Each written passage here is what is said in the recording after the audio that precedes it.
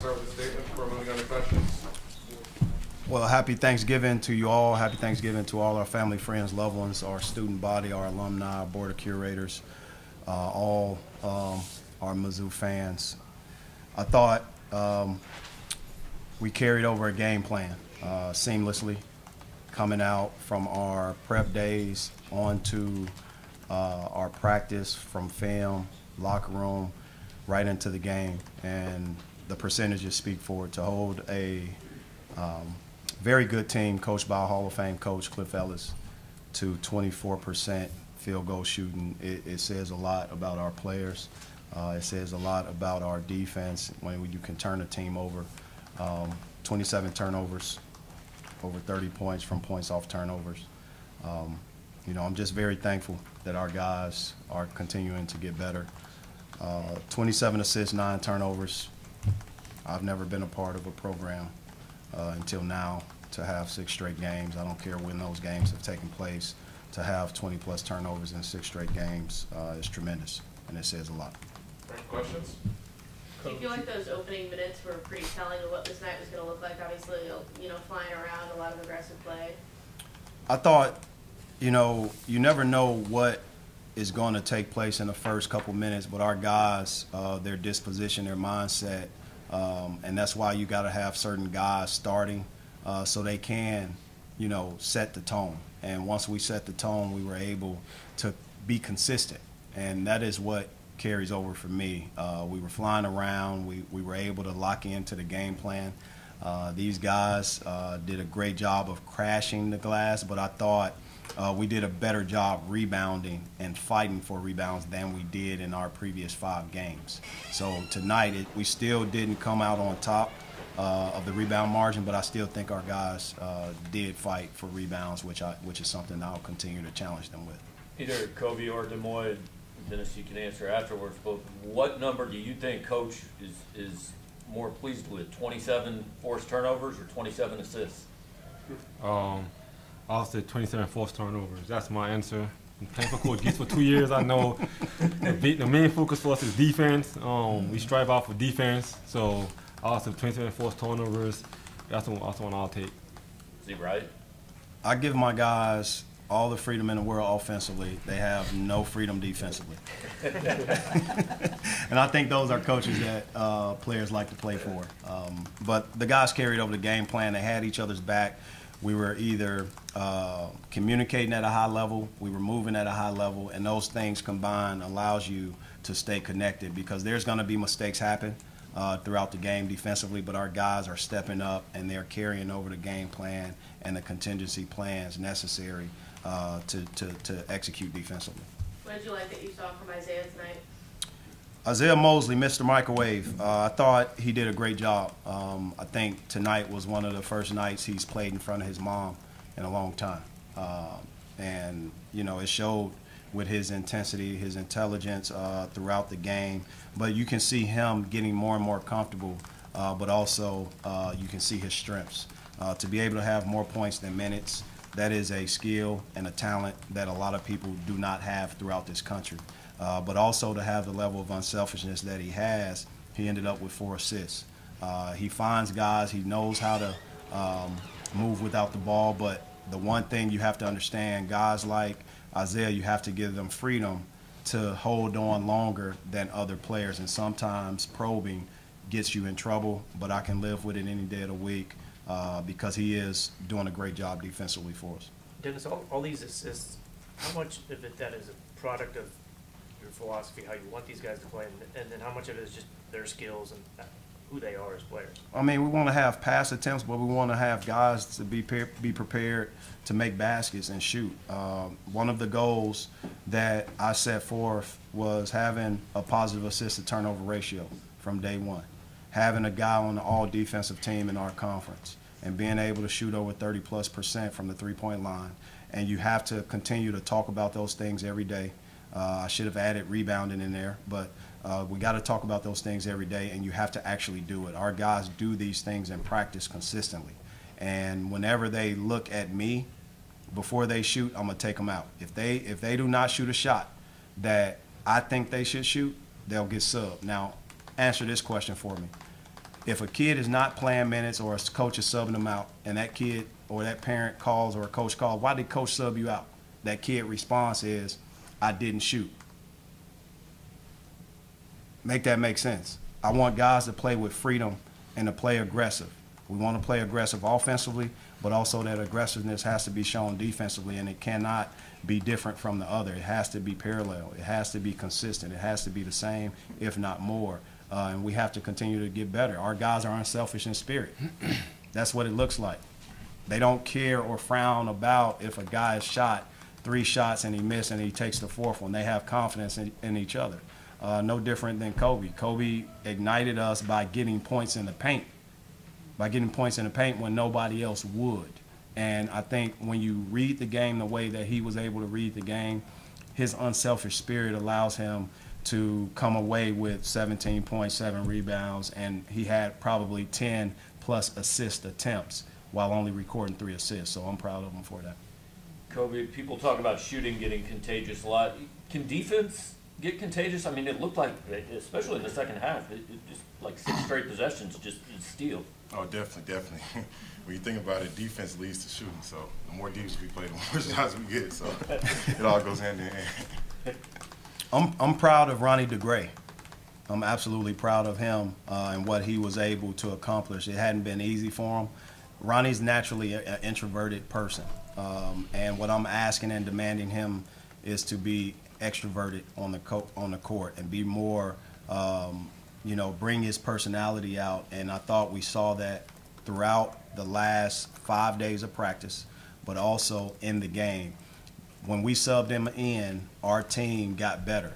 Our team got better.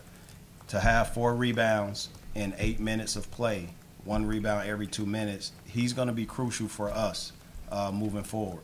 But also now we have to get the same from Mohammed. We have to continue to get guys better. I don't want our entire team clicking on all cylinders at the same time right now. But if we have guys being able to step up when their numbers call and feel that they are still involved on our team and in practices and different things like that, you have a team with depth. You have a team that's always going to be ready no matter what happens. So I'm proud of Ronnie DeGray, and I would be remiss if I did not mention his name. Coach, what kind of went into limiting and kind of shutting down under leading scorer Isam Mustafa? Well, I'll say this. Tyler Hansborough had 2 single-digit scoring games in his entire career. They were both against Florida State. Jahlil Okafor, he had a single-digit game when he was at Duke. It was against Florida State. I think our defensive philosophy helps that. Kobe did a great job, but also his teammates. We're a post-fronting team, and we were able to push and ignite our defense, meaning push the line of scrimmage further back. Instead of at the free throw line, we push them toward the coach's box, and that allows weird and bad angle post feeds, so we wasn't able to get many looks. He had more pinch post touches than low post touches. They wasn't able to get into a high-low situation. So you have to kind of play the game of analytics. His touches were coming a certain way, and our guys keyed in. That's the seamlessness that I'm speaking about when it comes down to a scouting report and carrying it over. And our guys did a great job. Coach Young did a great job preparing the team. And, I think that those things carry over. He's seen low post players of that significance, and he's a great player. But we've had a system in place that helps defensively to do the job that Kobe and the rest of the teammates did. Dennis, you said you've never had a team with 20 assists 6 straight games. Does it mean something to you that as of tonight you're leading the country in assists? Are we? After that game, yeah. Well, talk to me in April. I want to lead. If it stays consistent over 30 games, it means something. Right now, it's a small sample size. We have to continue to get better, and that's what I look at. I don't deal in complacencies. I don't give out awards like that. We have to continue to get better each and every opportunity we get, and stay consistent as possible. Because that consistency is not going to be easy. There's going to be outside noise take place. People want to pat us on the back like we did something. We've not done anything yet. We've not. And as long as we have that mindset of humility and room to get better and pour into our carrying capacity or even expand it, you can see the growth. But I'm not happy with certain things that happen in the game. I'll still send clips to these guys in the middle of the night at about 3 in the morning. They know what they'll get from me to their phones. So I am proud of our crowd. Happy Thanksgiving to them. I thought they were electric. I thought they were unbelievable tonight, and you can tell the excitement that's coming in our arena, and it's thankful because of our community. Our students may be gone, but our community was here, and I appreciate their continuing efforts in sacrificing whatever they had on the schedule, whether it was pausing the turkey that was in the oven, putting the dressing wherever the dressing was, and pausing all cooking. They came to the game, and they supported us in an opportunity for us to get better, and I thought our guys responded in the right way. Kobe in Des Moines, there was that sequence where I think it was like 4 straight turnovers that led to dunks. You talk about energizing the crowd. What did that mean for y'all, and how does that represent kind of your tenacity and your energy that you bring in defensively, and how that leads to big points like that? Go ahead. No, it means a lot. It means a lot. These guys are locked in on the game plan, even though we're up X amount of points. Nothing really changed. The focus level was still there, and that's growth, because that was a big point Coach made after one of those games we had where we got up and we took our foot off the gas, got lackadaisical. So it was good to see that no matter us being up, whatever it was, we still locked in on the game plan and handled business. The scoreboard should never matter our effort. It should never reflect who we are at all. The scoreboard is a scoreboard. That's something that we'll look at hopefully in the locker room at some point, but our identity is our identity, and we have to remain consistent from the very beginning of the game to the very end. And that's something that I spoke to the team about. That's something that they have consistently spoke to each other about. Just as I point out things, they point out things. Today, Kobe stole the clipboard in the huddle. He took it from me, and he started drawing the play. I'm good with that because that's leadership. I am perfectly fine with that. And I don't know if he's ever done, have you done it? Did you take the clipboard from your dad before in high school? See what I'm saying? So what I'm saying is that is needed for our team to continue to get better. If they can tell me what to do, that means they're not afraid to tell each other what to do when I'm not around. If it's just them in a room, those guys, their teammates in the locker room or on the court, they have to have enough courage to tell each other right and wrong, no matter if it hurts somebody's feelings or not. We have a saying, standards over what? Feelings. Standards over feelings, any day of the week. Our standards are our standards, and we have to play from the very beginning of the game to the very end, and we got to hold each other accountable. Even as a head coach, they have to hold me accountable. Not just my assistants, not just my managers, but my players. If I'm drawing something up and they don't understand it and they got a suggestion, I expect them to interject with some unbelievable high IQ basketball knowledge that they have and possess, and do it with confidence. And that's what these guys have done. Kobe stole it. He stole the clipboard from me. Guilty. All right, one final question. Dennis, how did it feel, and Kobe and Des Moines can weigh in on this as well, for Nick to get his 1,000th career point tonight? You guys want to come in? Honestly, personally, I didn't know he was that close, but when we found out in the huddle, you could see Coach Gibbs was talking, we all just ignore what he's saying, but like congratulate Nick on that achievement, because that's a huge achievement. I mean, a lot of players don't make it to that milestone, so we was happy for him, and we're just going to cheer him on. Any thoughts on that? Oh, yeah. No, I didn't know he was that close either. He didn't tell anyone before the game.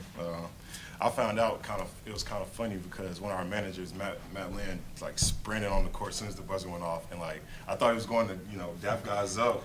He looked crazy, but he went out there and he just grabbed the ball and ran back with it, like smiling. And he told me what was going on. It was just cool to see that. It's a major accomplishment. I'm happy for Nick, but also happy that he was able to share that moment with us, and we're very thankful to have a floor general of his caliber and experience, in addition to Sean East. We're excited to have that type of guard in our system because he does make the game a little bit easier for us all. his tenacious activity defensively, his shooting ability on offense, and obviously his passing ability speaks volumes for who he is. So he shares that moment with each and every one of us, no different than Demoy shares his last week SEC Player of the Week award with our team. Although it bears the name of one person, it bears the name of our entire program, and that's something that we're very proud of whenever we can have SEC Player of the Week, any other acknowledgments, or even a major accomplishment of a guy scoring 1,000 points. All right, thanks, guys. Thank you. Again, marching Mizzou. Good luck marching Mizzou. Have fun.